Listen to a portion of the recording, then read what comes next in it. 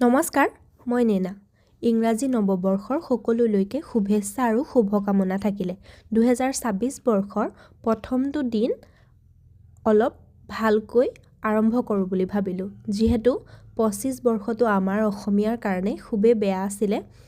সেই 25 চনটো আমি যেনেকৈ পাৰোঁ সোনকালে বিদায় দিলোঁ আৰু এতিয়া 26 বৰ্ষটোৱে যাতে আমাৰ জীৱনলৈ সুখ কঢ়িয়াই আনে তাকে কামনা কৰিলোঁ। সেই বুলিয়ে আমি 1 তাৰিখে পিকনিক খাবলৈ বুলি ফেমিলিৰ মানুহখিনি গ'লোঁ ধনচিৰি পাৰলৈ। এতিয়া আমি আধাখিনি মানুহ অলপ আগতীয়াকৈ পালোহি।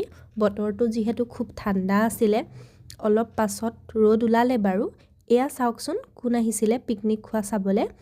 এতিয়া আমাৰ ব্ৰেকফাষ্টটো ৰেডি হৈ গ'ল। অলপ হেল্ডি আনহেল্ডি গোটেইখিনি মিলাই আমি ব্ৰেকফাষ্টটো কৰি ল'লোঁ আৰু ব্ৰেকফাষ্ট কৰাৰ পাছত এতিয়া সকলো নিজৰ নিজৰ কামে কামে লাগিলে।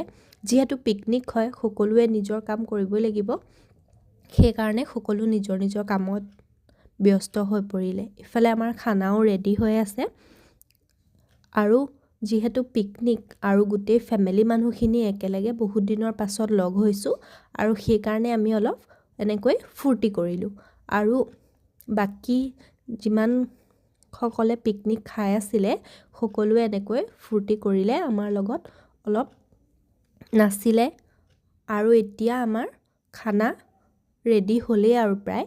আমি এতিয়া এয়া এনেকৈ খানাটো খালোঁ আৰু বাকী সকলোৱে এনেকৈ একেলগে খালে। খোৱাৰ পাছত আজিৰ এই প্ৰথম দিনটো খুবেই ভাল লাগিলে।